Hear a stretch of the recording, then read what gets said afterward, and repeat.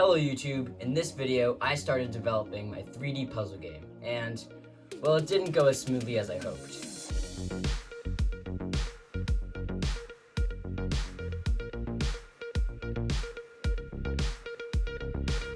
Okay, but before we start making stuff, I first wanted to let you guys know about this little game development secret I found out. So, when you start making your games, you always want to start with an idea. I know. Oh, and boy did I have an idea for this game. But in order to properly understand this idea, we have to use this fancy green cloth behind me and rewind to about August of 2020. As you can see, I'm just sitting on my couch here, about to load up Rainbow Six Siege. And I noticed there was a brand new event called Mute Protocol. In the event, when attackers throw out their drones, they become their drones. And then when they exit their drones become them. Excluding all the bugs and cheats in the event, it still wasn't even that fun. And that's when it hit me. The mechanic wasn't that bad, it was just in the wrong genre. Cause Siege is a first-person shooter game, and that mechanic would probably be a lot more fun in a more slow-paced puzzle game. Fast forwarding about a year later, I just released my final video on my open world game. And there were a lot of reasons why that game wasn't very realistic for me to create, but the biggest reason was probably trying to plan a 6-year game in only 6 days. And you know what they say, he who fails to plan is planning to fail. So that's what I did. I took the rough idea I had for Mute Protocol and I planned. And spoiler alert, it did not go well. I had just discovered a secret phase in game development called pre-production. In pre-production, a lot of stuff goes on, all related to planning out the video game. Sounds helpful, right? Wrong. Well, yeah, actually right. You should always have some sort of pre-production, just not like mine. So the first step in my pre-production was making a prototype. So I modified the Mute Protocol mechanic a bit, and I came up with this, the camera gun. The camera gun allows the player to shoot cameras onto the walls to look through, and then teleport to their exact positions on command. From these cameras, the player can also shoot other cameras as well. Now, this was all the prototype should have been, but I didn't think it was enough, so I kept adding other mechanics to it instead of just redesigning the whole thing from the ground up. I added object teleportation, cameras pulling objects closer to itself, walls that disappear when you look at them through the camera, and a flashlight. All of those things were good, but they're more secondary mechanics, and the game should be able to be interesting without them, which it wasn't. So now, if you thought the prototyping was the biggest shortcoming of my pre-production, you're more wrong than somebody holding a drink.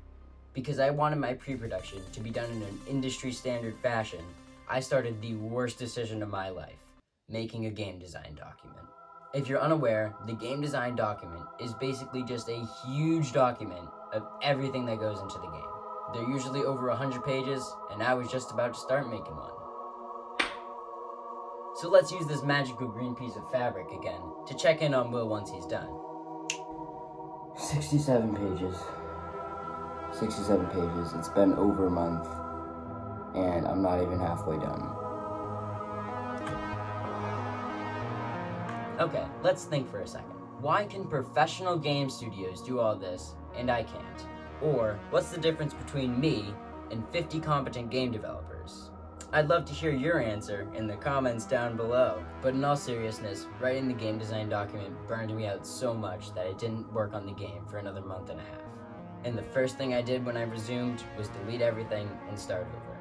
Oh yeah, and this is the part where all the suffering ends. Learning from my mistakes, I restarted the prototyping by sticking with the same idea, but adding complexity within the mechanic instead of just adding separate mechanics. The idea that I eventually settled on was making the player's gravity change so that when he exits the camera, he can walk on the wall that he teleported to. And I'm not gonna lie, programming this one was a little tricky. The first thing we need to do is to make sure the player can look properly when he's on the wall. I eventually wrote this long and pretty confusing line of code all about getting the correct Euler angles.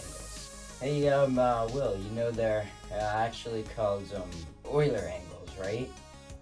Okay then, genius. What do you call this country? Europe? And how do you pronounce this word? Euphemism? Well, first of all, Europe is a continent, not a country, and second of all. So now that we're all in agreement that they're called Euler angles, there's just one teensy tiny little problem with the code that I wrote, being it didn't work at all. Well, kind of. It only worked on walls facing the x-axis and y-axis. So basically, we can't look around on the walls that are behind us or in front of us. A little while later, I shortened that monster line of code down to this little guy. And then everything was working perfectly. Making the player walk on the walls was a lot easier once I had the knowledge of how the player can look when on the walls. So now that the core mechanic was pretty much all done, I messed around with it for a little bit to make sure it was actually fun. So then I added gravity pads, interactable objects, lasers, switches, and pressure plates to test out the mechanic even more. These test levels that I made weren't incredible, but they told me that this mechanic has potential.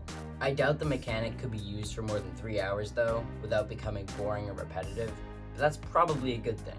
After all, this is my first real, hopefully successful project, and I don't need to be making a 72-hour experience like I was going to.